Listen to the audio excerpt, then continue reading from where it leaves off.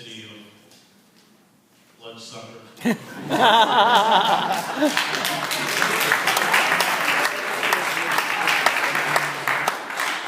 Clearly in one room that has all the patriots and honest men and women in Washington, or certainly most of them. And I think you shouldn't underestimate the extent to which the work that you've done has spooked and terrified the lynch squad that is going after Bradley Manning. I spent 7 years in the Middle East. I was the Middle East bureau chief for the New York Times, and I've been on the ground. I've been on the receiving end of empire.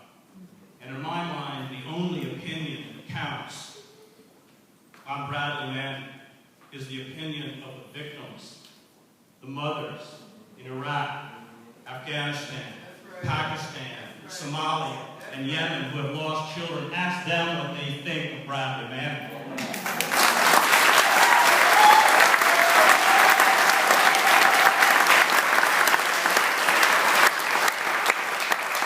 Bradley Manning is the best thing that has happened to this country since the invasion, the illegal invasion and occupation of Iraq, because by standing up, he showed that some of us have a conscience. The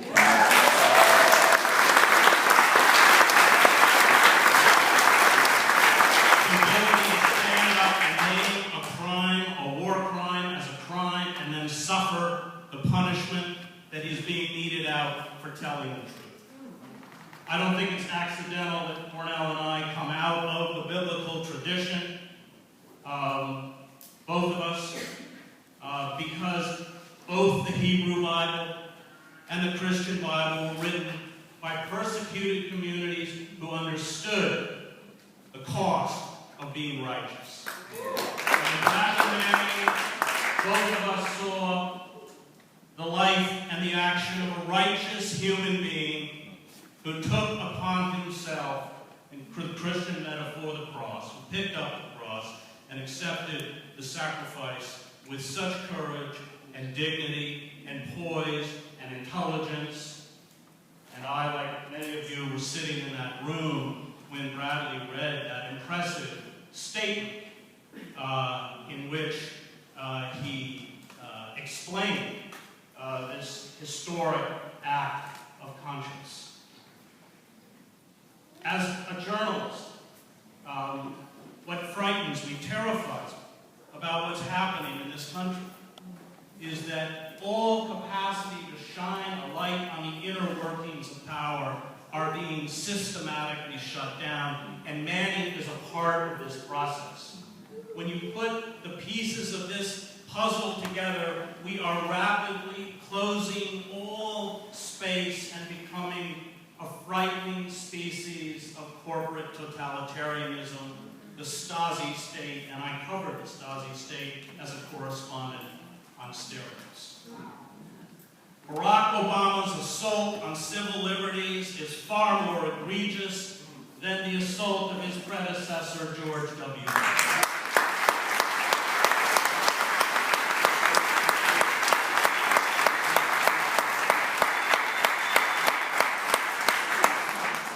The radical interpretation of the 2001 Authorization to Use Military Force Act as giving the executive branch the right to assassinate American citizens, the use of the FISA Amendment Act to retroactively make legal what under our Constitution was once illegal, the warrantless wiretapping, eavesdropping, and monitoring of tens of millions of Americans, and we now know because of Edward Snowden's courageous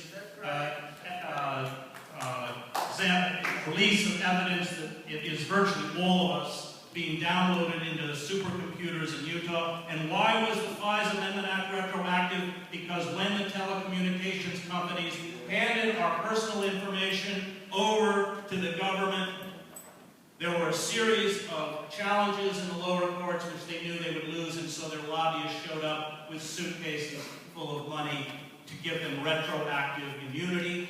Barack Obama supported the FISA Amendment Act. He had been elected president but had not yet gone into the White House.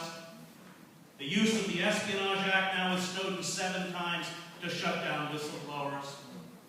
I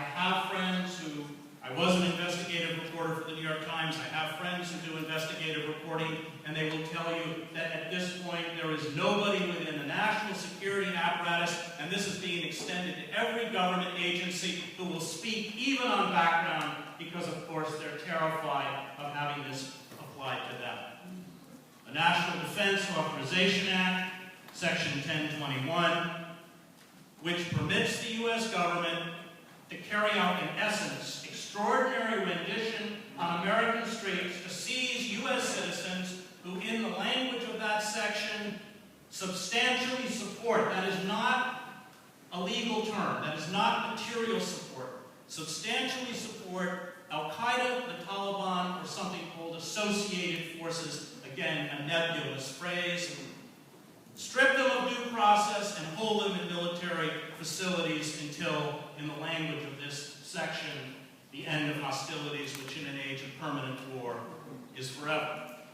We won our case in the Southern District Court of New York. Judge Catherine Forrest, and you should read her 112-page opinion on her ruling when she ruled this section unconstitutional, because it is an explication of the destruction of the separation of powers.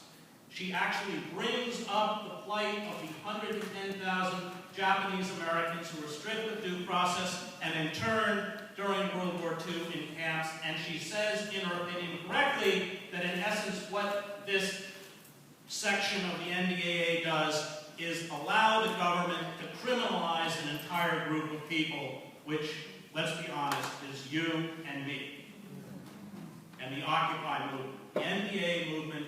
The NDAA was passed, as far as I can tell, because finally the ruling elites know both the effects of climate change and the deteriorating economy. They don't trust the police to protect them, and they want to be able to overturn 200 years of domestic law to bring the police back out into the streets, as we saw in Boston as a kind of dress rehearsal after the Boston Marathon bombings. The NDAA is a piece of a broader picture. It fits with the persecution of Julian Assange, the persecution of Bradley Manning, the shutdown of whistleblowers, to create a system by which any kind of dissent is not only criminalized or made impossible. And what I find so frightening about the wholesale monitoring of the American public is that it becomes, in essence, the mechanism by which we can, or the power elite can build a wall around the activities that it's carrying out, and it can, because we are all being monitored, easily shut down anybody who tries to organize resistance against it, or anybody within the system who attempts to speak out, as Snowden did. And I think one of the reasons that Snowden not only left the country but went public was because he knew that they already had all of Glenn Greenwald's, the reporter for The Guardian who broke the story, they already had all of his communications and could very easily, would very easily and very quickly trace it directly to Snowden. We live in an age in which the formal mechanisms of power no longer work. The capacity to carry out incremental or piecemeal reform are broken. Barack Obama, like Nancy Pelosi, like anyone else in this town, Republican or Democrat, is a corporate employee. And what they argue about now